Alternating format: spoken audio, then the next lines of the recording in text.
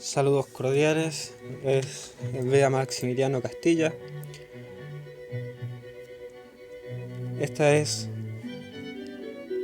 Las Efesíacas de Xenofont. Efesíacas de Xenofont. Libro primero. Había en Éfeso un hombre de los más poderosos de allí, llamado Licómedes. Este Licómedes tenía de una mujer de su misma tierra, Temisto, un hijo, Abrócomes, gran obra de arte de la belleza por la sobresaliente hermosura de su cuerpo, como no la ha habido antes en Jonia ni en país alguno. Este Abrócomes crecía de día en día en belleza y florecían en él, junto con la hermosura de su cuerpo, todas las cualidades del alma, pues se ejercitaba en todos los ejercicios de la educación y practicaba las más variadas artes. La caza, la equitación, la lucha con armas pesadas eran para él ejercicios familiares. Era el joven más solicitado por todos los efesios y también por todos los habitantes del resto de Asia, y tenían puestas en él grandes esperanzas de que llegaría a ser un ciudadano distinguido. Veneraban al muchacho como a un dios, y había incluso quienes se posternaban en su presencia y le dirigían plegarias. Se enorgullecía el muchacho por ello y se vanagloriaba también por las virtudes de su alma, pero sobre todo por la belleza de su cuerpo. A todos los demás de cuantos se decía que eran bellos los despreciaba como inferiores, y nada le parecía digno de la mirada ni de la atención de Abrócomes. Y si oía decir que algún muchacho era bello o una joven hermosa, se reía de lo que ellos afirmaban, considerando que no sabían que él era el único bello. Al propio Eros ni siquiera lo consideraba un dios, sino que lo rechazaba totalmente, no dándole ningún valor, diciendo que nunca se enamoraría ni se sometería a este dios, a no ser por su propia voluntad.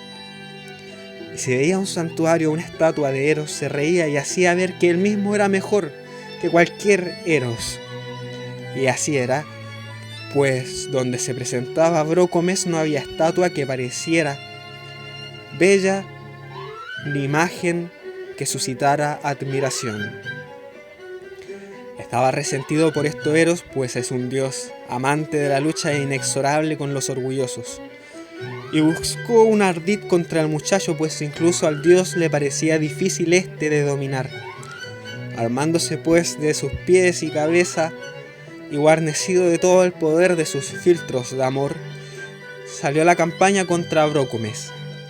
Se celebraba la fiesta nacional de Artemis con una procesión desde la ciudad al santuario. Tenía que ir en procesión todas las muchachas de la ciudad suntuosamente adornadas, y los efeos, cuantos tenían la misma edad que Abrócomes. Tenía alrededor de 16 años y contaba entre los efebos, y en la procesión marchaba en primer lugar. Una gran multitud fue a ver este espectáculo, muchos del país y muchos extranjeros, pues era costumbre que en aquellas fiestas se encontraran novios para las muchachas y esposas para los efebos. Pasaba en fila el cortejo. En primer lugar, los objetos sagrados, las antorchas, los cestos de ofrendas y el incienso. Después de ellos caballos, perros y útiles de caza, y de los que unos eran atributos de guerra pero la mayoría de paz, y cada uno de ellos estaba adornado como para presenciar a un amante. Iba al frente de la fila de las muchachas Antía, hija de Megámedes y Edipe, ambos ciudadanos de Éfeso. Era la belleza de Antía digna de admiración y sobrepasaba mucho a las demás muchachas. Tenía 14 años y su cuerpo estaba en la flor de la belleza, y el adorno de su figura contribuía aún más a su gracia. Cabellos rubios, en su mayor parte sueltos, solo en parte trenzados, movidos al impulso de la brisa. Ojos ardientes luminosos como de muchacha, pero también intimidadores como de mujer virtuosa. Su vestido era una túnica purpúrea ceñida a su cuerpo hasta las rodillas y que caía sobre los brazos, una piel de ciervo que envolvía y un caraj que colgaba de su hombro. Llevaba arco y flechas y la seguían unos perros. Muchas veces los efesios al verla en el recinto sagrado se arrodillaban cual si fuera Artemis. Y también entonces, cuando apareció la multitud, prorrumpió en gritos y eran muy diversas las voces de los espectadores. Unos decían por la sorpresa que era la propia diosa y otros que era construida a su imagen por la propia diosa. Todos le dirigían plegarias y se posternaban y celebraban la felicidad de sus padres. Era proclamada por todos los espectadores Antía la Bella.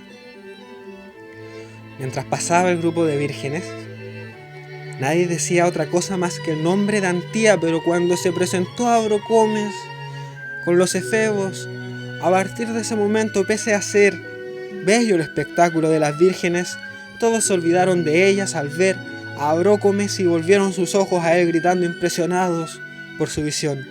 Es hermoso Abrocomes, nadie semejante a él, es la imagen de un dios en belleza.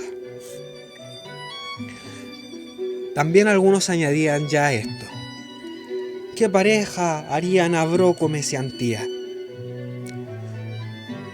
Y estos eran los primeros ardides del arte de Eros. Pronto llegó cada uno de ellos la fama del otro, y Antía deseaba ver a Abrocomes, y el hasta entonces insensible al amor Abrocomes quería ver a Antía. Cuando acabó la procesión, toda la multitud se fue al templo a celebrar sacrificios. El orden de cortejo quedó roto e iban reunidos hombres y mujeres, efebos y vírgenes. Entonces se ven uno al otro y Antía se siente conquistada por Abrocomes y Abrocomes es vencido por Eros.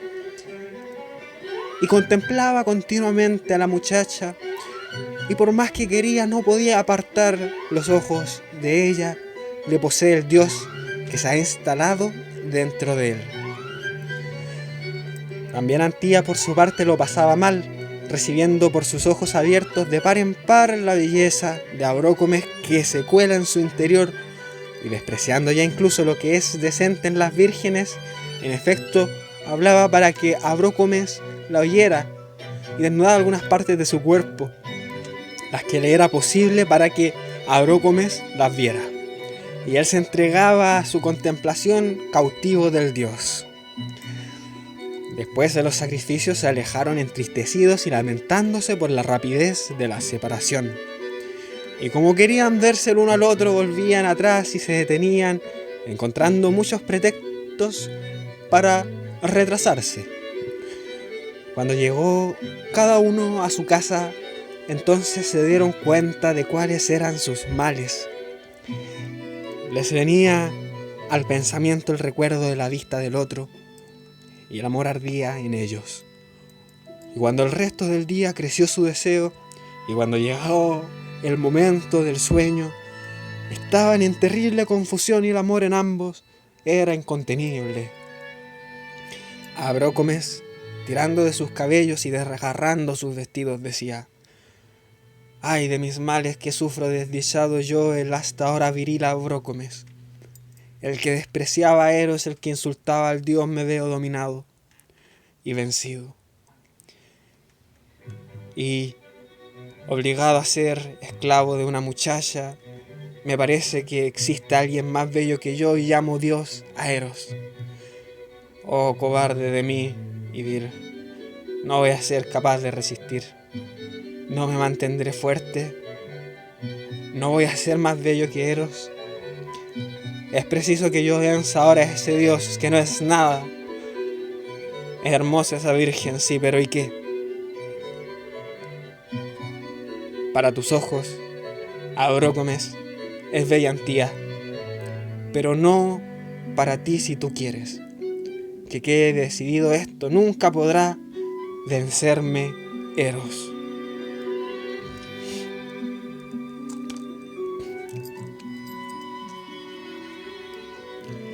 Tales cosas se decía, y el dios con más fuerza le presionaba y lo arrastraba pese a su resistencia y la atormentaba contra su voluntad. Y no pudiendo ya resistir más, arrojándose al suelo, dijo: «Has vencido, Eros, y has erigido un gran trofeo por tu victoria sobre el virtuoso Abrócomes. Ya tienes en mí un suplicante. Ahora salva al que en ti busca refugio. Señor de todas las cosas, no me mires con desdén, ni lleves demasiado lejos tu venganza contra un arrogante por no haber experimentado aún. Eros, tu fuerza me mostraba orgullo, pero ahora entrégame a Antía. No seas solo un dios severo con quien se te opone, sino compasivo con el vencido».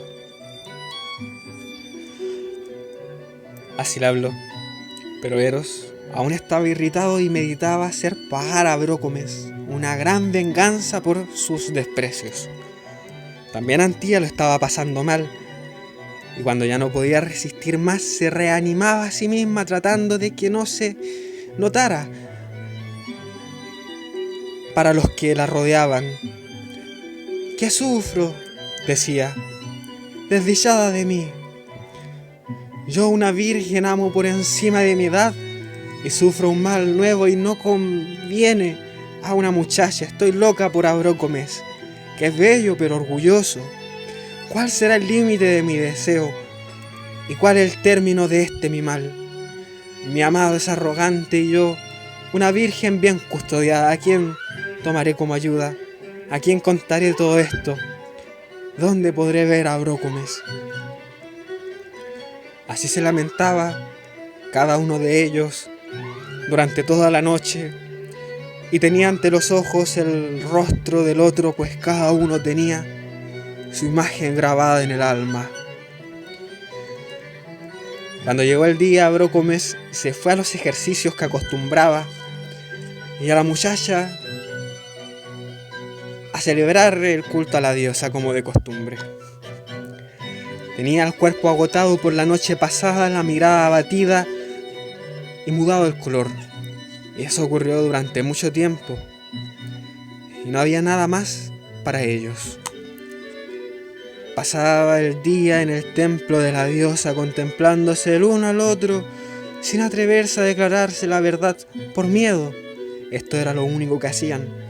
Abrócomes suspiraba y lloraba y suplicaba que la muchacha le escuchara con compasión, y Antía sufría lo mismo, pero soportaba una desdicha mayor, pues si viera que otras muchachas o mujeres lo miraban y todas miraban a Abrócomes, era evidente su sufrimiento, temiendo parecerle inferior a ellas.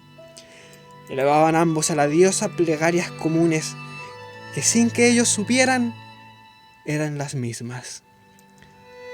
Con el paso del tiempo, el muchacho se encontraba al límite de sus fuerzas, su cuerpo ya extenuado y su alma abatida hasta tal punto que Licómedes y Temisto tenían gran preocupación, pues no sabían qué podía ocurrirle a Abrócomes, pero no tenían miedo por los signos que veían en él. En temor similar estaba Megámedes y Evipe por Antía, viendo que su belleza se consumía y que no había evidencia clara de la causa de su desdicha. Finalmente llevaron junto a Antía a divinos y sacerdotes para que encontraran solución a su mal. Ellos sacrificaron víctimas, hicieron libaciones de todo tipo y pronunciaron palabras incomprensibles para hacer propicias con ellas a algunas divinidades, y pretendieron que el mal procedía de los dioses subterráneos. También los allegados a Licómedes hicieron muchos sacrificios y plegarias por Abrócomes, pero hubo solución alguna a su mal, sino que más aún le inflamaba el amor. Cayeron pues ambos enfermos y llegaron a estar muy graves, esperándose su muerte de un momento a otro y sin que pudieran decir cuál era su desdicha. Y finalmente sus padres enviaron a preguntar al oráculo de Dios la causa de la enfermedad y su remedio. Poco dista de Éfeso, el templo de Apolo en Colofón, solo hay un trayecto por mar de 80 estadios. Ahí los mensajeros de cada una de las familias pidieron al Dios que profetizara la verdad. Ambos habían ido para el mismo y el Dios les dio a ambos una respuesta oracular común. En verso, aquí sus palabras. ¿Por qué deseáis saber el fin de ese mal y su principio? Una sola enfermedad los posee a los dos. La solución de aquí se deduce. Para ellos veo terribles penas y trabajos sin fin. Ambos subirán por el mar perseguidos por piratas. Sufrirán cadenas a manos de los hombres del mar. Y de ambos el tálamo será la tumba y el fuego destructor. Junto a las corrientes del Nilo, a la venerable Isis, Salvadora, ofreced después dones felices. Después de las penas tendrán aún mejor destino. Cuando llevaron este oráculo a Éfeso, en un primer momento los padres de ambos oráculos se quedaron perplejos. No comprendían en absoluto cuál era la enfermedad. No podían comprender las predicciones del Dios, pues no se entendía qué enfermedad hablaba, de qué huida, ni de qué cadena, ni de qué tumba, qué río, o qué ayuda de la diosa. Después de mucho deliberar, les pareció bien tratar de conjurar el oráculo en la medida de lo posible y unir en matrimonio a sus hijos.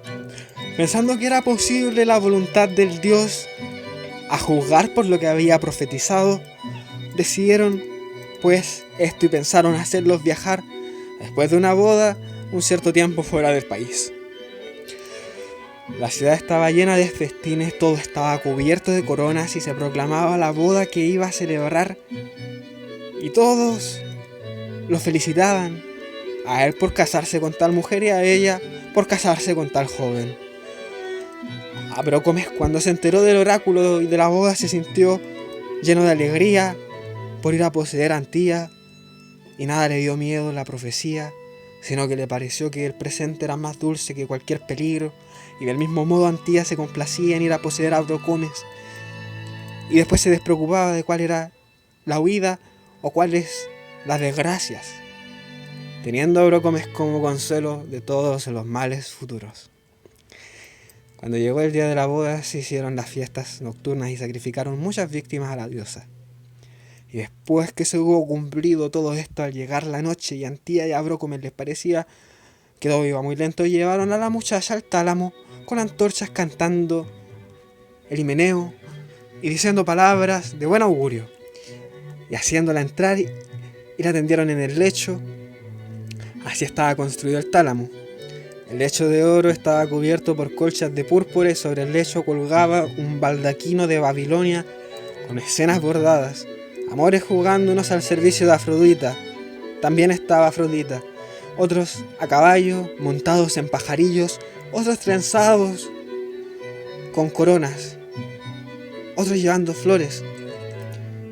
Esto en una parte del baldaquino, en la otra estaba Ares, no armado sino adornado, como para recibir a su enamorada Afrodita, coronado con un fino manto de lana. Eros le guiaba con una lámpara.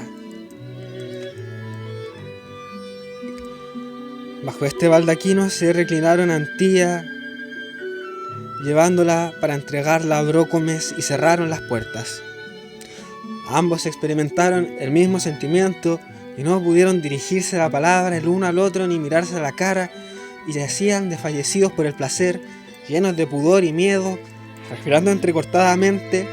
Su cuerpo se estremecía de temblor y sus almas estaban agitadas.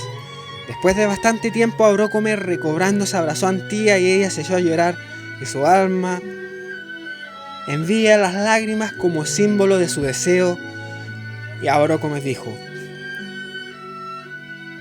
«Oh noche la más deseada para mí, la que apenas he conseguido, y después de haber sufrido tantas noches antes, oh muchacha dulce, para mí que la luz más feliz que ninguna de las que se ha hablado nunca, tienes por marido a un hombre enamorado, que puede vivir y morir con él como una mujer virtuosa.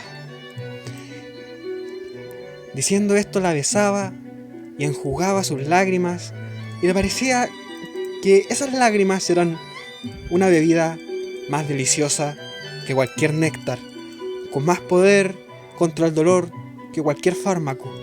Y ella, dirigiéndose a él con débil voz, le dijo: ¿de verdad, Abrócomes, te parezco hermosa y junto a tu propia belleza te agrado, cobarde y sin coraje? ¿Cuánto tiempo tardaste en tu amor? ¿Cuánto has perdido por mis propios males? Y sé lo que has sufrido, pero recoge mis lágrimas y que tus hermosos cabellos beban este filtro de amor, y uniéndonos, mezclémonos el uno con el otro y rociemos las coronas con las lágrimas de ambos para que también ellas se amen con nosotros. Tras decir esto, le acarició el rostro y colocó sus cabellos sobre los ojos y quitó las coronas de sus cabezas y puso los labios sobre los de él en un beso, y todos sus pensamientos pasaron del alma del uno al otro a través de sus labios, y ella, besándole en los ojos, le dijo: oh, vosotros que tanto me hicisteis sufrir, oh, los que primero clavasteis el aguijón en mi alma, entonces arrogantes, y ahora amorosos, bien me servisteis, bien llevasteis el amor a mi alma, a la de Abrócomes. Por eso os cubro de besos y uno a vosotros mis propios ojos, servidores de Abrócomes. Ojalá veáis siempre lo mismo y ni le mostréis a Abrócomes a ninguna otra mujer hermosa, ni a mí me parezca bello ningún otro hombre. Poseéis las almas que vosotros mismos inflamasteis, guardadlas de la misma manera. Así habló, y se recostaron entrelazados, y por primera vez gozaron de los dones de Afrodita, y durante toda la noche compitieron el uno con el otro, rivalizando quién se mostraba más enamorado. Cuando llegó el día, se levantaron mucho más felices, mucho más animosos, habiéndose dado el uno al otro tanta felicidad que tanto tiempo habían deseado. Su vida entera era una fiesta y llena de banquetes, y ya incluso se había olvidado del oráculo.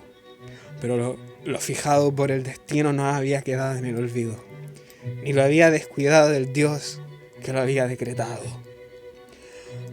Pasado algún tiempo, decidieron los padres enviarlo fuera de la ciudad como ya habían acordado. De esta manera iban a otras tierras y a otras ciudades, y a conjurar el oráculo del dios en la medida de lo posible, ausentándose cierto tiempo de Éfeso.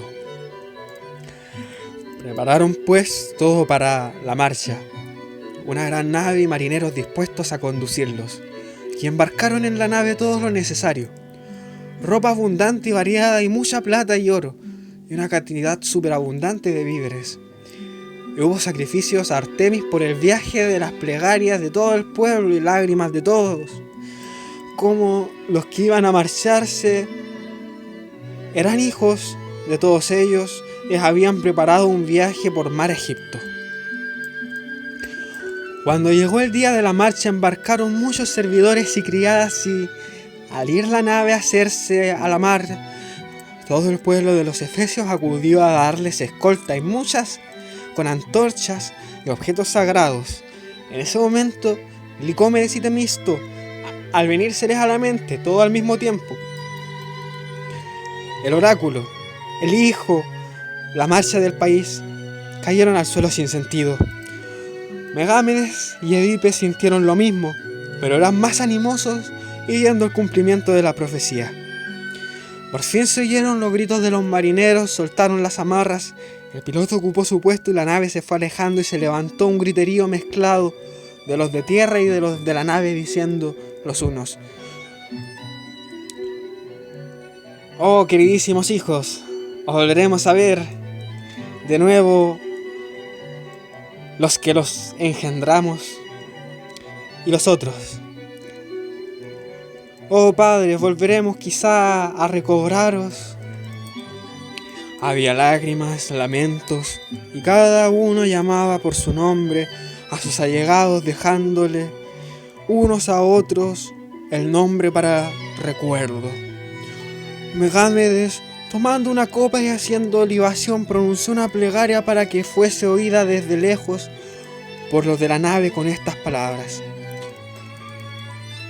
Oh hijos, ante todo, ojalá seáis felices y escapéis a las penalidades de la profecía, y ojalá os reciban los efesios al volver a salvo de vuestro viaje y recobréis vuestra amada patria.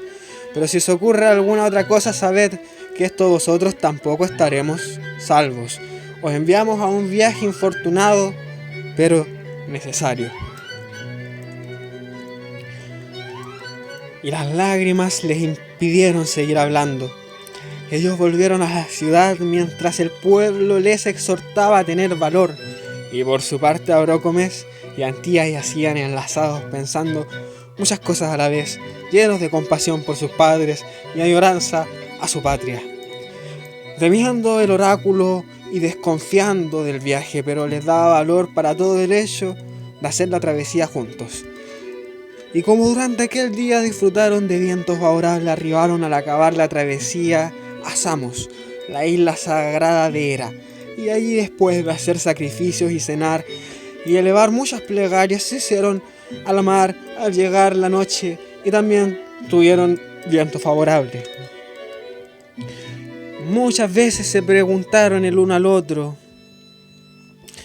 ¿nos será dado pasar la vida juntos? Y Eurócomes, exhalando fuertes gemidos, al venírsele el recuerdo, sus circunstancias, dijo: Antía, más deseada para mí que la vida, ojalá nos sea posible ser felices para salvarnos el uno al otro. Pero está declarado por el destino que suframos alguna desgracia. Si quizás tenemos que separarnos, juremos, queridísima, tú permanecerás pura para mí y no soportarás a ningún otro hombre, y yo que no conviviría con ninguna otra mujer jamás. Al oírle, Antía lanzó un gran lamento y dijo: ¿Es que crees, Eurócomes, que si me veo separada de ti, aún me voy a ocupar de hombres y bodas, yo que no podría en absoluto vivir sin ti? Yo te juro por la diosa de nuestros antepasados, la gran Artemis de los Efesios, y por este mar que estamos recorriendo, y por el Dios que nos infundió esta bella locura del uno por el otro, que yo, arrancada de tu lado, aunque sea por poco tiempo, no viviré ni veré luz del sol. Esto dijo Antía y juró también a Eurócomes, y la ocasión convertía sus juramentos en más temibles. En este momento la nave pasaba a lo largo de Kos y Nido, y se veía la isla de Rodas, grande y bella. Y entonces les fue totalmente necesario desembarcar, pues los marineros decían que era preciso aprovisionarse de agua, descansar, ya que iban a meterse en una travesía aún más larga. Atracó pues la nave en Rodas y desembarcaron los marineros, y salió también Eurócomes, dando mano a Antía, y se reunieron todos los rodios asombrados de la belleza de los muchachos, y no hubo nadie de los que los veían que pasara a su lado en silencio, sino que unos decían que se trataba de la llegada de un dios, y otros que se prosternaran y caían ante sus rodillas. Muy pronto se corrió por toda la ciudad el nombre de Eurócomes y Antía, y celebraron preces públicas en su favor y ofrecieron muchos sacrificios. Hicieron una fiesta a su llegada. Ellos visitaron toda la ciudad y dedicaron al templo de Helios una armadura de oro. E inscribieron este epigrama para que se recordase a los dedicantes. Unos extranjeros dedicaron estas armas cinceladas en oro. Antía y Eurócomes, ciudadanos de la ciudad de Éfeso. Después de hacer esta ofrenda y permanecer algunos días en la isla, como los marineros les daba prisa, se hicieron a la mar, bien aprovisionados de víveres, y todo el pueblo de los rodios fue a darles escolta. Al principio les impuso un viento favorable y la navegación les causaba placer. Y durante aquel día y la noche siguieron arrastrados por el viento, midiendo paso a paso el mar llamado Egipcio. Pero el segundo día cesó el viento y hubo calma chicha, con lo que la navegación se hizo lenta. Se produjo una cierta relajación de los marineros y con ella vino la bebida y la embriaguez y el inicio de lo profetizado. A Abrócomes se le pareció una mujer terrible de aspecto, de altura superior a la humana, vestida de púrpura. Le pareció que tras aparecer quemaba la nave y todos los demás perecían, pero él y Antía se salvaban y nadó. En cuanto vio estas cosas, se sintió perturbado y se puso a esperar algo malo de este sueño. Y lo malo ocurrió. Casualmente habían estado anclados junto a ellos en Rodas unos piratas fenicios de linaje. En una gran tirreme echaron el ancla como si llevaran mercancías y eran muchos valientes. Se informaron de que en la nave había oro y plata y muchos esclavos de alto precio. En consecuencia decidieron atacarla y matar a los que les opusieran resistencia, y a los demás llevarlos a Fenicia para venderlos junto con la riqueza. Los despreciaban considerándolos incapaces de luchar contra ellos. El jefe de los piratas se llamaba Corimbo, hombre joven de gran altura, mirada terrible, llevaba los cabellos largos y sucios. Después que los piratas hubieron decidido esto, primero navegaron tranquilamente junto al navío de Abrócomes y finalmente, alrededor del mediodía, donde todas las naves estaban acostados por hora del vino la pereza, dormidos los unos, los otros sin fuerza. Fueron contra ellos los hombres de Corimbo para maniobrar contra la nave, pues su tirremed con gran rapidez. Cuando estaba cerca, saltaron a la nave, armados con desnudas espadas, y entonces unos se arrojaron a sí mismos por la sorpresa al mar y perecieron. Y otros que quisieron defenderse fueron degollados. Abrócomes y Antía corrieron a Corimbo, el pirata, y cogiéndose a sus rodillas le dijeron: toma, oh Señor, nuestras riquezas y haznos tus servidores. No sacrifiques nuestra vida y no mates a quienes se te han sometido voluntariamente. No por este mar, no por tu mano derecha. Y llevándonos a donde quieras, véndenos. Somos tus esclavos, ten piedad de nosotros haciéndonos servir a un mismo dueño. Corimbo al oírlos dio la orden de no matarlos. Y después de pasar a su nave lo más valioso de la carga, y Abrócomes y Antía y algunos otros de sus servidores, muy pocos, prendió fuego al barco y todos los demás ardieron en él, pues ni podía ni le pareció seguro llevarlos a todos. Era un espectáculo digno de lástima, unos llevados en el trirreme, otros quemados en la nave, tendiendo las manos, gritando desesperadamente, y decían los unos: ¿a dónde os llevan, señores? ¿Qué tierra os recibirá y qué ciudad habitaréis? Y los otros: oh, felices de vosotros que vais a morir por suerte antes de tomar las cadenas, antes de conocer la esclavitud, teniendo por amos a unos piratas. Y diciendo estas cosas se alejaban, unos y otros parecían entre las llamas. En este momento el ayo de Abrócomes, ya viejo de aspecto venerable y digno de lástima por su vejez, no soportando que se llevaran a Abrócomes, se arrojó a sí mismo al mar y se esforzaba en alcanzar el trirreme diciendo: ¿a dónde vas, hijo? ¿A abandonarme a mí, el anciano, tu preceptor? ¿A dónde vas? Mátame con tus propias manos, desdichado.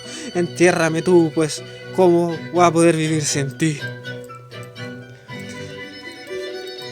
Tales cosas decía, y finalmente, perdiendo la esperanza de ver más, Abrócomes se entregó a las olas y pereció.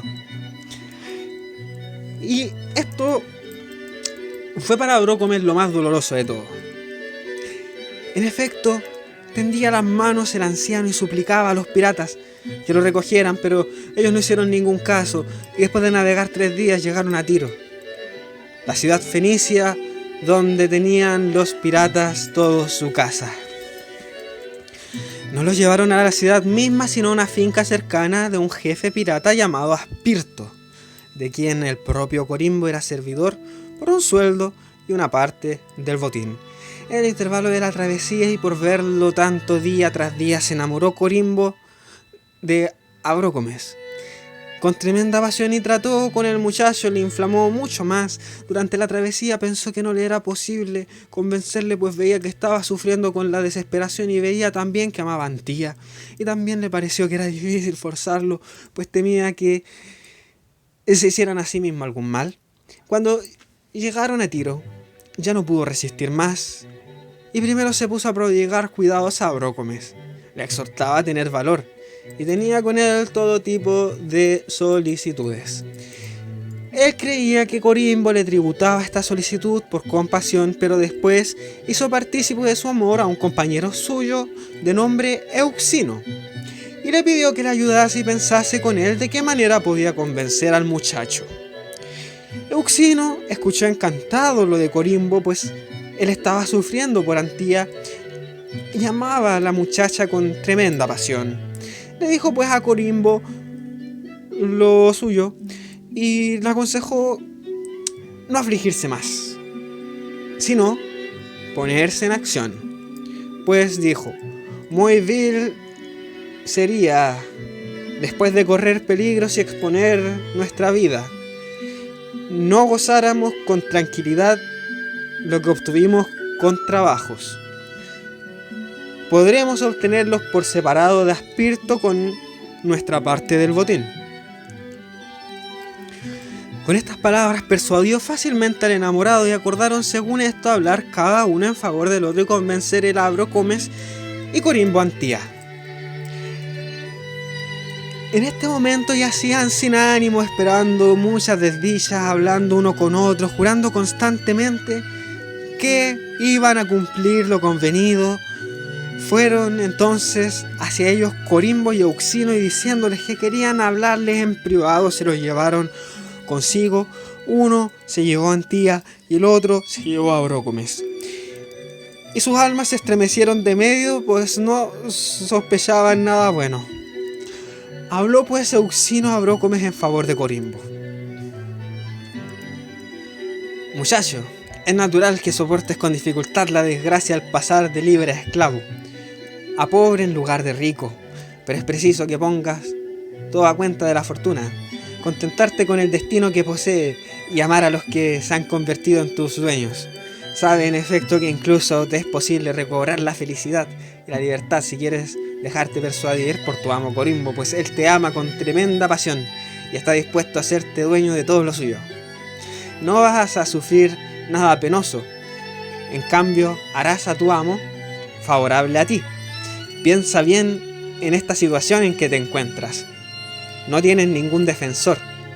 En tierra extranjera, tus amos son piratas, y no has escapado ni hay escapatoria ninguna a la venganza.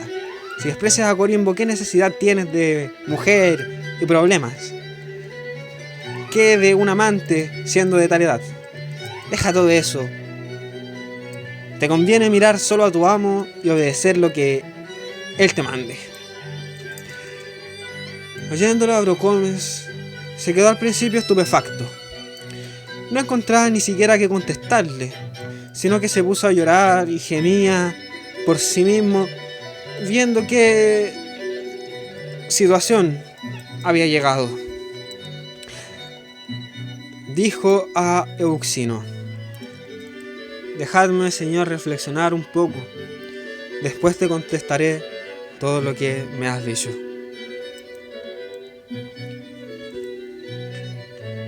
Euxino se retiró.